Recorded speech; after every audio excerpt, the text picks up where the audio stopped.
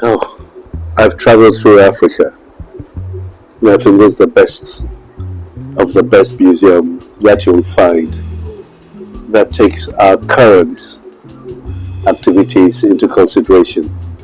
At the same time, too, it inspires us to follow the footsteps of our ancestors.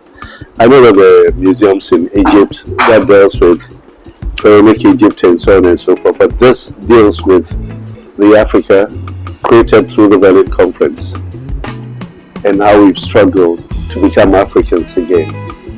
And at the same time too, it's not just here, but this museum brings in the whole of the diaspora, and I remember the shock that I had, much as I knew what was being done here because I was a bit conversant with Mr. Koansa and the ideas he wanted to put in here.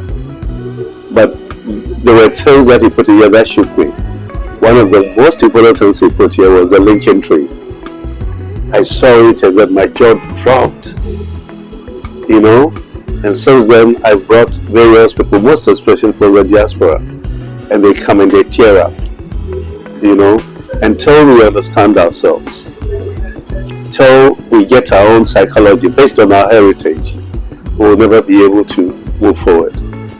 You cannot move forward based on your precious heritage. It has to be your own heritage.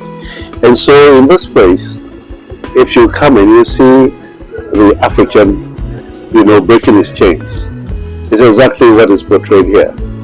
We are here to liberate. It's a museum of liberation, And even my young man, one of my special sons, Kofi Kinata, if you listen to his songs, you see that they're informative and they're also about liberation of the mind. People may not see, but it's about social liberation, and he sings about that. So this place is a unique place on the continent. You won't find this anywhere.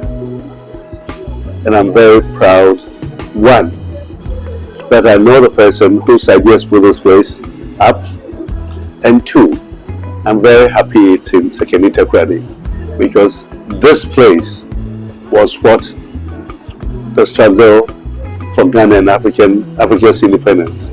This place was the watershed of the struggle for that. So it's aptly located, location is apt for viewing and education. We tend to go to school, but we go and learn, or we are indoctrinated about somebody else's heritage and history. We even learn our history, our own history, from the point of view of our oppressor. And at the end of the day, we lose the essence of who or what we are. When you come here, you feel the Africanness, you feel the Africanity. It just dawns on you that you are somebody and that you need to bring out the best in you. Yesterday I spoke about Mr. Kwanzaa, and one of the things that I said about being African is that any real African, in fact, I used the famous Nkrumah statement that I was born in, it's not because I was born in Africa that I'm African, it's because Africa was born in me. This is exactly, the African culture was born in Mr. Kwanzaa. And it's fairly obvious. He's not exhibiting any European culture in this place. So you see the reality of your space. You see the reality of your soul. You see the reality of who you are. And one of those that tells you is that if you're an African, if you listen to this very carefully, it's important. All the resources you have bestowed on you by God, from your intelligence to the wealth in your hands, to the strength of your body, are meant to enhance the society you're in. It's not about you. If you go to school, then the school is to help you enhance your society.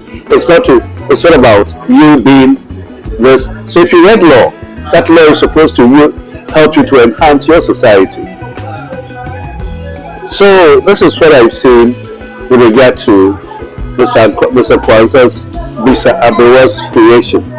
A lot of us, you can Bisa Aberwa, let's go and ask the Aberwa. But we never query who the Aberwa is. And I personally am so happy that he named this place Ask the Old Woman. because it would provoke people to ask, what is the meaning of even the old women? And you'll be very surprised at what you will discover when you start studying womanhood. I don't want to go into that here.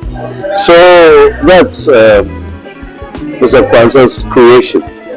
He's created movies, he's created all kinds of things, but this one would outlive all of us. And most importantly, it is an apt memorial, and all of us must join hands together to make sure that this museum stays to tell our story.